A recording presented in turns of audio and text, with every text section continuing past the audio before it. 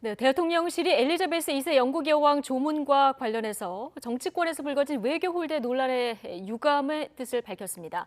국민의힘은 새 원내대표로 5선의 주호영 의원을 선출했고 민주당은 대정부 질문에서 영빈관 신축 문제를 정조준했습니다. 나이트 포커스, 지금부터 장성철 공론센터 소장 그리고 김상일 정치평론가 두 분과 함께하겠습니다. 어서 오십시오. 안녕하세요. 네. 안녕하세요.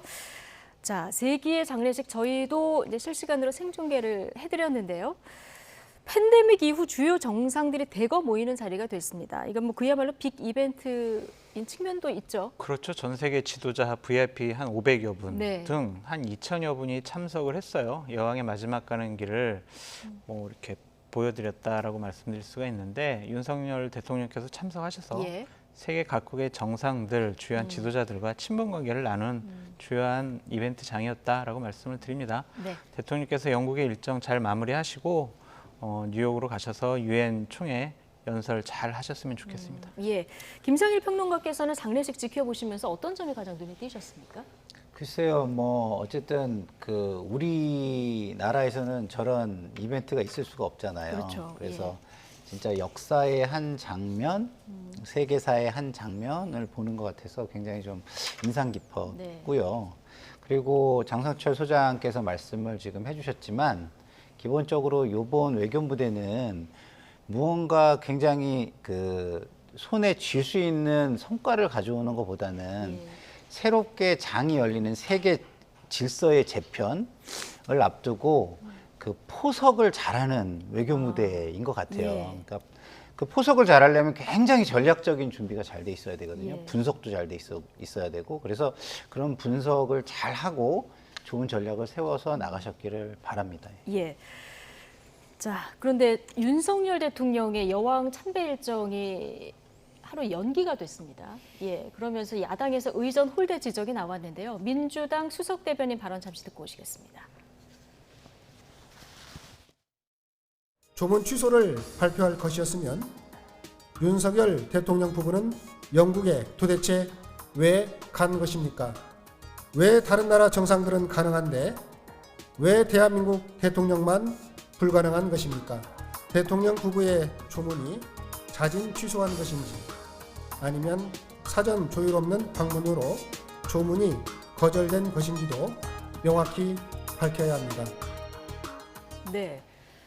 자, 왜 대한민국 정상만 불가능하냐 민주당의 논평을 듣고 오셨는데 자, 이에 대해서 대통령실은 확인되지 않은 말로 폄하를 시도해서 유감이다. 이게 도착한 시간이 우리는 좀 늦었고 그다음 교통하고 맞물려서 그런 측면이 있다는 뭐 설명도 있었는데 이 문제 외교 홀대 문제로 좀 볼 수 있는 측면이 있습니다. 아유, 조문을 못했다고 그래서 영국에서 우리나라 외교 홀대다 이렇게 야당에서 공격하는 것은 너무 좀 과한 비판이다라는 좀 생각이 듭니다. 대통령께서 외국에 나가셔서 국익을 위해서 여러 가지 활동을 하면 그래도 그때만큼은 좀 정쟁을 중단하고 외교적인 성과를 잘 이끌어낼 수 있도록 좀 성원하고 뒷받침해 주는 것이 정치권이 할 일이고요. 만약에 좀 그 과정 중에서 여러 가지 부족한 부분이 있었다면 다녀와서 국회에서 좀 따져보는 것이 중요한데 지금 민주당의 모습은 한 건 잡았다라는 이런 식으로 해서 좀 조롱, 비아냥, 폄훼하는 것이 아니냐라는 좀 생각이 듭니다. 그래서 저는 기본적으로 민주당이 너무 과한 비판해서 좀 나쁘다라고 말씀을 드리는데 좀 외교부의 여러 가지 준비 부족과 실무적으로 실수한 부분들은 분명히 짚어야 될 것 같아요. 왜 다른 정상들은 조문 갔는데 왜 우리 못 갔어? 교통이 막혀서? 교통이 안 막힐 줄 알았나? 교통이 막히더라도 대통령이 사전에 일정으로 확정한 것은 어떠한 일이 있어도 해내야 됩니다. 그것이 바로 외교고 의전이고 공무원이 할 일이죠. 그것을 못했다는 것은 비판받아 마땅하지만 지금 민주당이 얘기하는 것처럼 저런 식의 반응은 좀 옳지 못한 것 같다라고 말씀드려요. 예, 상중인 만큼 문제가 있더라도 다녀와서 지적하는 게 어땠을까라는 지적을 해주셨는데 조금 전에 세계 질서 재편의 시기에 전략적 준비 잘해야 된다 이런 얘기 하지 않으셨습니까? 우리의 준비 상황은 어떻게 보셨습니까? 준비 상황이 좀 약간 불안하게 시작을 했죠. 왜냐하면 뭐 우리 장설철 소장이 말씀해 주셨지만 그 교통, 그러니까 도착 시간이 늦어져서 교통 상황 때문에 그랬다? 네. 이거는 뭐 우리 장 소장님도 그렇고 저도 그렇고 이 정치권에서 의전을 굉장히 오랫동안 네. 그 실제 집행을 해보고 계획해 본 사람으로서는 좀 이해가 안 되는 거예요. 왜냐하면 도착 시간이 늦어지면 늦어지는 실시간으로 계속 연락을 하면서 바뀌는 상황을 바꿔서 준비를 하거든요. 예. 그러니까 당대표 수준만 해도 그런데 대통령이면 그 수많은 인력이 있고 그런데 그런 것을 안 했다는 것을 이해하기는 좀 어려운 것 같고요. 어쨌든 그렇다 하더라도 모든 것에는 비판할 타이밍이 있다고 저는 생각합니다.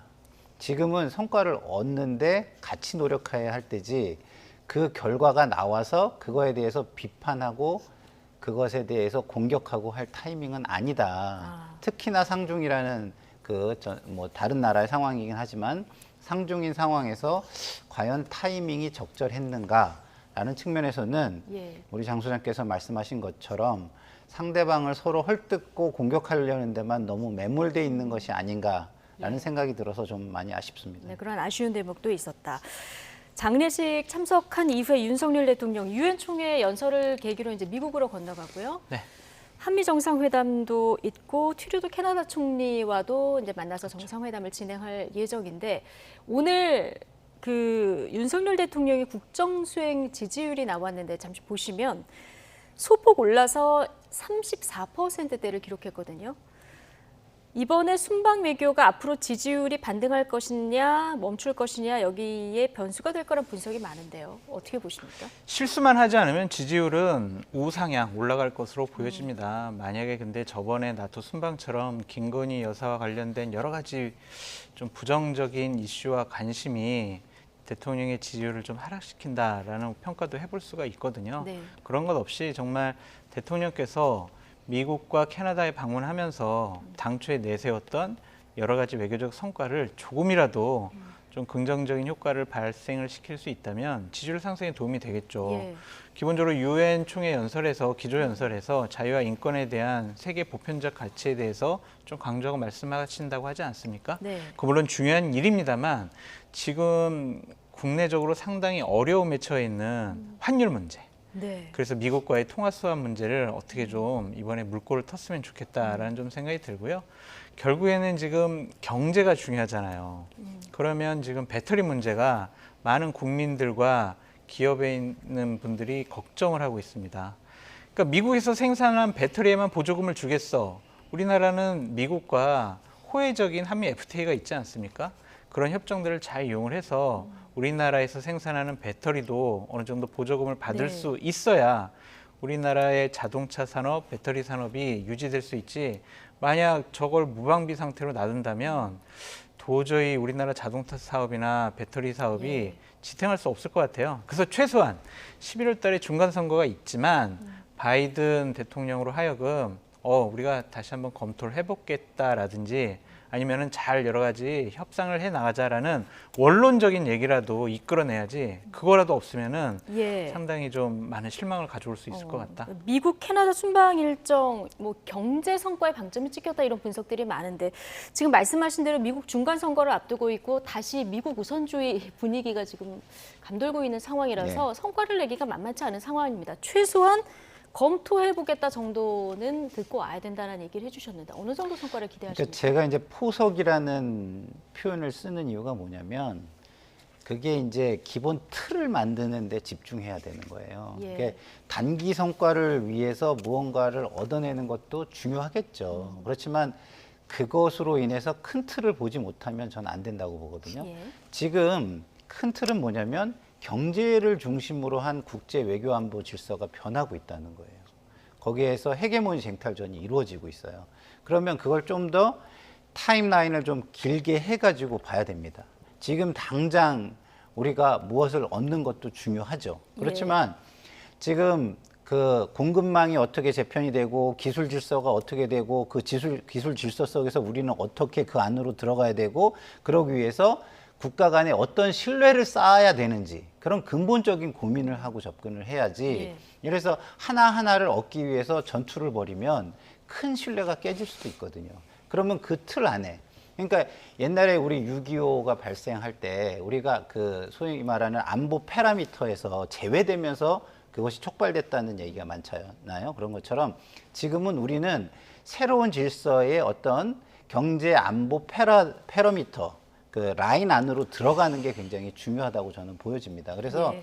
좀 뭐 지금 당장 저런 것들 큰 피해를 막는 것도 굉장히 중요하지만 큰 틀 안에서의 신뢰를 쌓는, 축을 쌓는 그런 예. 것이 굉장히 중요하다는 생각이 들고요.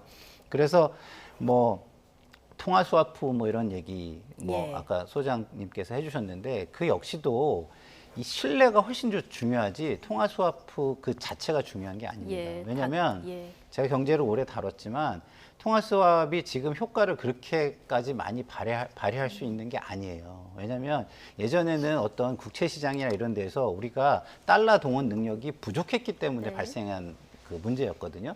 그렇지만 지금은 달러 동원 능력이 굉장히 충분한 상황입니다. 예. 그래서 이게 통화 스왑을 맺어도 사실상 실질적인 통화 스왑의 효과는 별로 없는 거예요. 근데 이게 큰 건 뭐냐?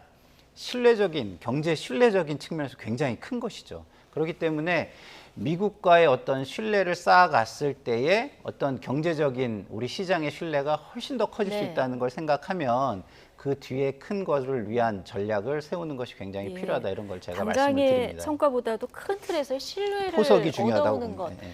이것만 해도 큰 성과다 네. 이렇게 분석을 해주셨는데요. 자, 윤석열 대통령이 돌아올 때 어떤 결과들을 들고 올지 좀 지켜보도록 하고요.